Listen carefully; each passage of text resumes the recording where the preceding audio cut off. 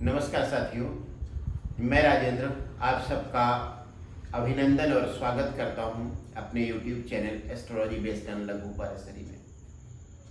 आज एक और वीडियो एस्ट्रोलॉजी का, और एक लंबे अंतराल के बाद कुछ ऐसी व्यस्तता थी जिसकी वजह से मैं कोई भी वीडियो नहीं डाल पाया। तो आज वह दिन आ गया है कि फिर से एक महत्वपूर्ण विषय पर लघु पाराशरी के सिद्धांतों का प्रयोग करते हुए आज का विषय है सधर्मी, संबंधी और मित्र ग्रह। सधर्मी दो शब्द हैं, एक है स्वधर्मी, अपने धर्म का पालन करने वाला, दूसरा है सधर्मी। सधर्मी मतलब जैसे दो व्यक्ति हैं या तीन व्यक्ति हैं, वह एक ही धर्म का पालन करते हैं। संबंधी आप अर्थ समझते ही हैं, संबंध रखने वाले आपस में, और मित्र ग्रह। तो सबसे पहले मैं बात करता हूं सधर्मी ग्रह, जिनका धर्म एक ही हो, जातक के लिए जिनका एक ही धर्म हो। तो उसमें केंद्र 1, 4, 7 और 10 और त्रिकोण 1, 5 और 9, इनके स्वामियों का उद्देश्य होता है व्यक्ति को सुख, सुविधा, ख्याति, सम्मान, अच्छा स्वास्थ्य, धर्म, बुद्धि, ये सब देना। और इस तरीके से ये सधर्मी हो जाते हैं क्योंकि इनका उद्देश्य एक ही है, केंद्र के स्वामियों का और त्रिकोण के स्वामियों का। लग्न केंद्र में भी आ रहा है और लग्न त्रिकोण में भी आता है, यह आपको पता ही है। तो लग्न केंद्र भी है और त्रिकोण भी है। तो इन भावों के स्वामियों का उद्देश्य है व्यक्ति को अच्छा स्वास्थ्य, सुख, बुद्धि, सम्मान और धर्म की जानकारी देना, अच्छी सुखद यात्राएं करवाना। तो ये सधर्मी हो गए आपस में। उसके बाद आता है दूसरे और एकादश भाव के स्वामी। इनका उद्देश्य है व्यक्ति को उपलब्धि देना, धन देना, समाज में अच्छी स्थिति बनाए रखना धन के कारण। तो इस तरह से केंद्र के स्वामी, त्रिकोण के स्वामी, एकादश भाव और द्वितीय भाव का उद्देश्य क्या हुआ? व्यक्ति के लिए अच्छा करना। अगर एक शब्द में कहूं, जातक का हित करना। उसके बाद तीसरा भाव तृतीयेश, छठा भाव खष्टेश, 8वां भाव अष्टमेश और 12वां भाव व्ययेश। इनका उद्देश्य हुआ व्यक्ति को कष्ट देना। इसलिए तीसरे, छठे, 8वें और 12वें भाव के स्वामी सधर्मी हो गए। इनका एक ही धर्म है, जातक को कष्ट देना। और केंद्र स्वामी, त्रिकोण स्वामी, एकादश भाव के स्वामी और द्वितीय भाव के स्वामियों का उद्देश्य है व्यक्ति का हित करना, धन देना, सम्मान देना, ख्याति देना, बुद्धि देना। तो इस तरह से कैटेगरी एक ही है, सधर्म। लेकिन कुछ इस तरह के हैं कि उनका उद्देश्य क्या है, उनका धर्म क्या है? जातक को कष्ट देना, बीमारी देना, अपयश देना, लड़ाई झगड़ा करवाना, व्यय करवाना। और दूसरा ग्रुप है जो व्यक्ति का हित करना। अब अगर ये सधर्मी ग्रह संबंधी भी हैं तब बहुत अच्छा परिणाम देते हैं। पहली तो स्थिति है कि अगर सधर्मी नहीं है तब भी ये अच्छा परिणाम देते हैं, और अगर संबंधी हैं, सधर्मी ग्रह आपस में संबंधी हैं, तब वे बहुत अच्छा परिणाम देते हैं। और वही परिणाम हमें धन योग और राजयोग की तरह से देखने को मिलते हैं। तो अब संबंधी कब होते हैं दो ग्रह? पहला संबंध होता है ग्रहों के बीच एक दूसरे के साथ बैठना, जैसे सूर्य और बुध ये एक दूसरे के साथ एक भाव में बैठे हुए हैं, इसलिए एक तरीके का संबंध यह हुआ। एक ही भाव में, एक ही राशि में दोनों इकट्ठे हो गए। और इसमें भी ये जो संबंध बन रहा है, ये जो युति बन रही है सूर्य और बुध की, सूर्य और बुध जितना आपस में एक दूसरे के नजदीक होंगे उतने अच्छे परिणाम मिलेंगे। और परिणाम क्या होंगे? बुध एकादश भाव का स्वामी है और साथ ही साथ द्वितीय भाव का भी स्वामी है, और सूर्य के साथ बैठा हुआ है। इसका अर्थ हुआ जातक को धन संपदा देने की क्षमता इस युति में होगी। और ये दोनों एक दूसरे के जितने पास होंगे, युति उतनी अच्छी होगी, उतना ही अच्छा परिणाम मिलेगा। लेकिन सूर्य के साथ एक और परेशानी है।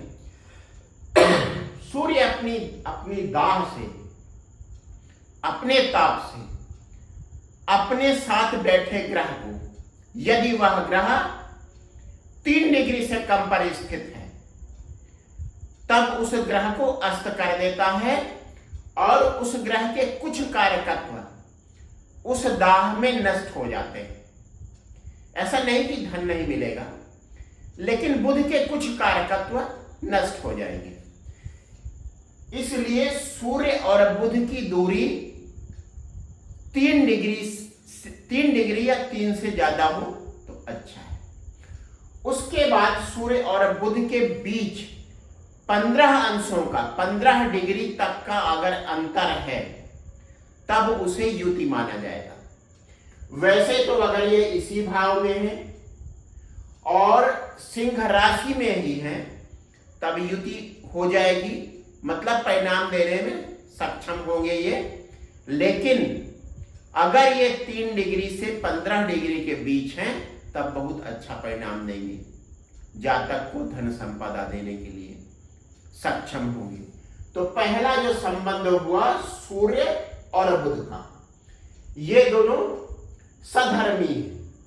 ये बुध जो है जातक को धन संपदा देने वाला ग्रह है, इसलिए यह सधर्मी है। अब दूसरे तरह के संबंध की बात करते हैं। वह संबंध है दृष्टि संबंध। गुरु की 5वीं दृष्टि सूर्य और बुध पर पड़ रही है, इसलिए गुरु का सूर्य के साथ और बुध के साथ एक अच्छा सा संबंध बन रहा है। यह संबंध है दृष्टि संबंध का, और यह संबंध मंगल के साथ भी बन रहा है। अब यह संबंध बहुत अच्छा कब बनेगा? अगर मान लीजिए कि सूर्य 15 डिग्री का है और गुरु भी 15 डिग्री का है, दोनों 15-15 डिग्री पर है। गुरु मेष राशि में 15 डिग्री और सूर्य सिंह राशि में 15 डिग्री, तब बहुत अच्छा दृष्टि संबंध बनेगा।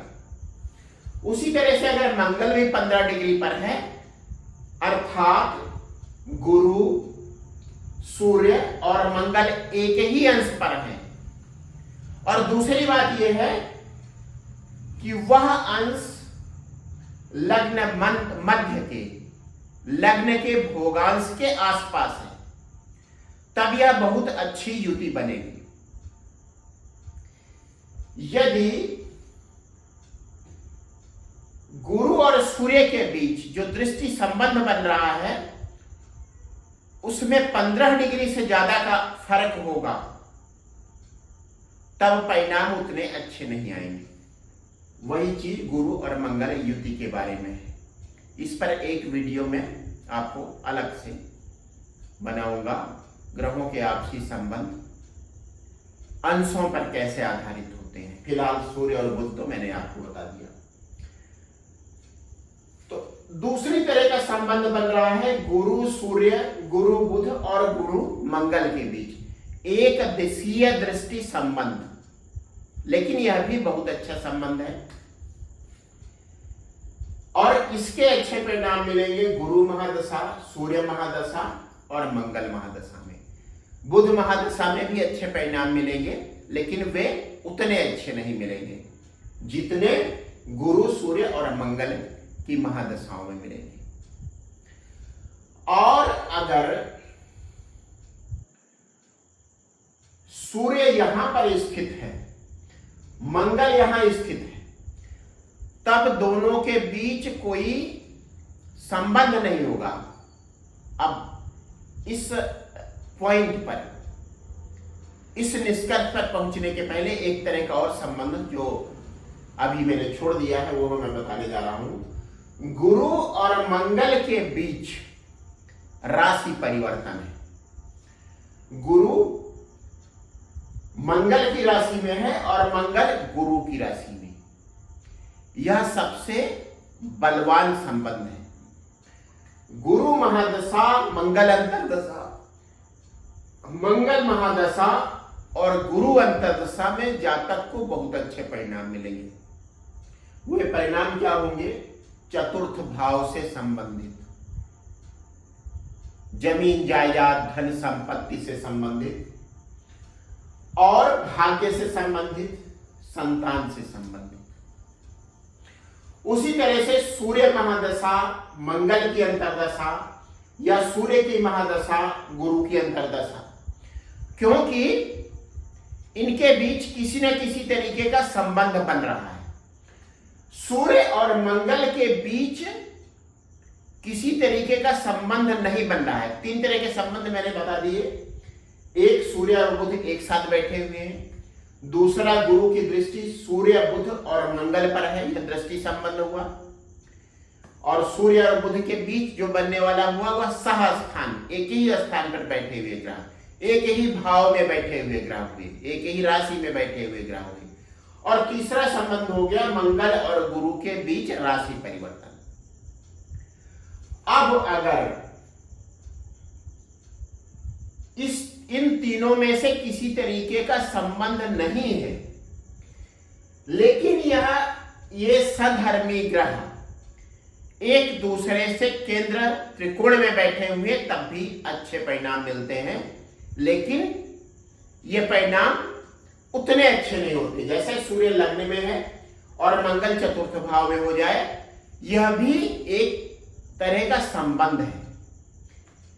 किस तरह का संबंध है? कि सूर्य और मंगल एक दूसरे से केंद्र में बैठे हुए हैं। उसी तरीके से सूर्य और मंगल, सूर्य लग्न में है और मंगल पंचम भाव में है, इनके बीच किसी तरीके का संबंध नहीं है। जो तीन तरह के संबंध मैंने आपको बताया उनमें से किसी भी तरीके का संबंध इनके बीच नहीं है।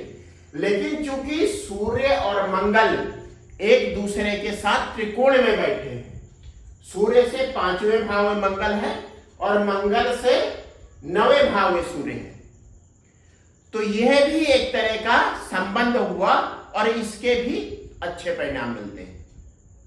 लेकिन ये परिणाम उतने अच्छे नहीं होंगे जितने आपस में एक भाव में एक राशि में बैठे हुए ग्रह, दृष्टि संबंध रखने वाले ग्रह या राशि परिवर्तन बनाने वाले ग्रह के कारण बनते हैं।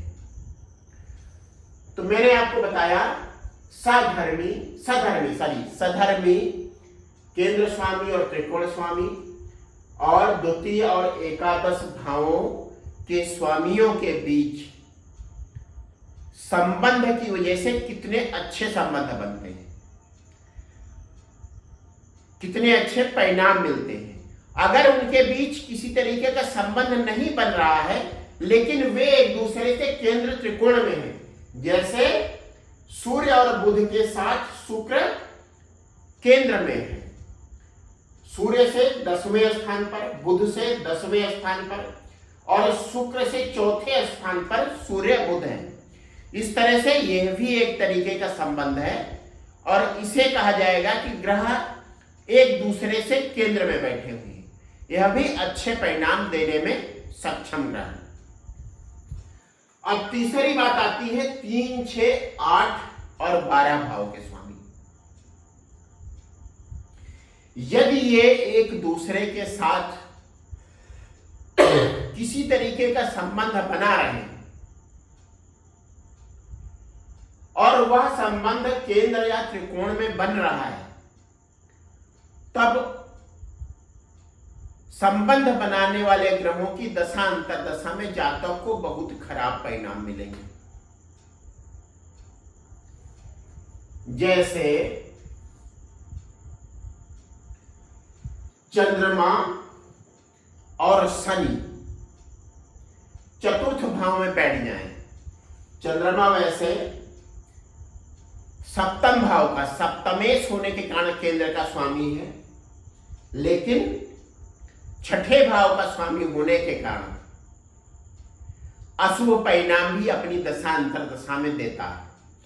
अब मान लीजिए शनि और चंद्र चतुर्थ भाव में बैठे हैं और चंद्रमा की महादशा आ जाती है जो व्ययस है, तो चंद्र महादशा में जब शनि का अंतर आएगा तो चतुर्थ भाव से संबंधित बहुत खराब परिणाम मिलेंगे।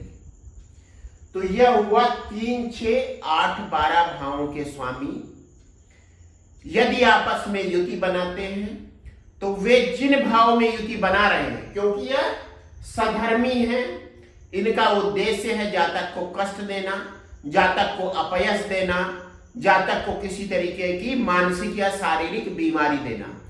तो ये आपस में संबंध बनाते हुए ये जहां भी बैठेंगे केंद्र या त्रिकोण में, उस भाव से संबंधित फलों का ह्रास करेंगे, उसे नष्ट करेंगे। हाँ, यदि यह ग्रह छठे, 8वें और 12वें भाव में बैठे हो तब इन्हीं भावों को खराब करेंगे, इन्हीं खराब भावों को खराब करेंगे। अब ये खराब भाव है ही, तो एक तरह से उनका कोई विशेष प्रभाव जातक पर नहीं पड़ेगा, लेकिन इसको इस बात की भविष्यवाणी करते हुए हमें बहुत सावधानी बरतनी चाहिए।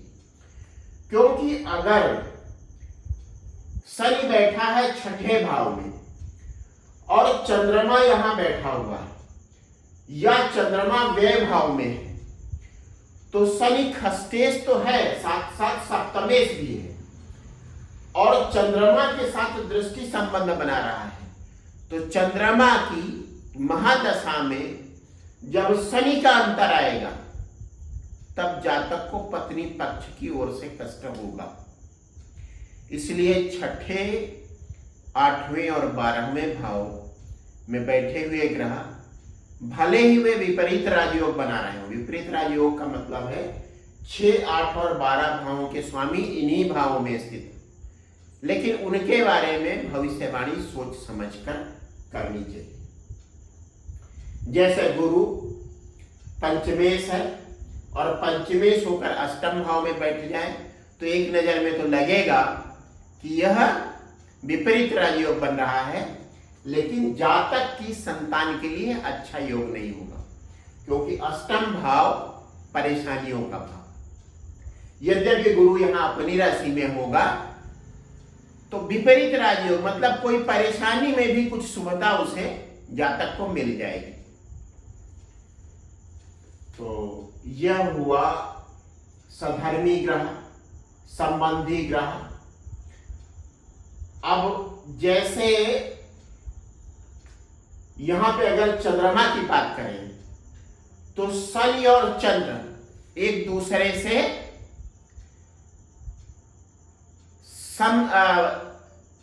1 और 7 का संबंध बना रहे हैं। शनि अपनी राशि में है, चंद्रमा अपनी राशि में है, इन दोनों के बीच दृष्टि संबंध बन रहा है और मंगल की भी 8वीं दृष्टि चंद्रमा पर पड़ रही है। तो चंद्र महादशा में मंगल का अंतर, क्योंकि चंद्रमा का उद्देश्य क्या है, व्यक्ति की पॉजिटिविटी को समाप्त करना, उसे अपयश दिलाना, बीमार करना, अस्पताल ले जाना। तो चंद्र महादशा में जब मंगल का अंतर आएगा या शनि का अंतर आएगा तो संतान की ओर से और पत्नी पक्ष से कुछ ना कुछ असुविधा अवश्य होगी।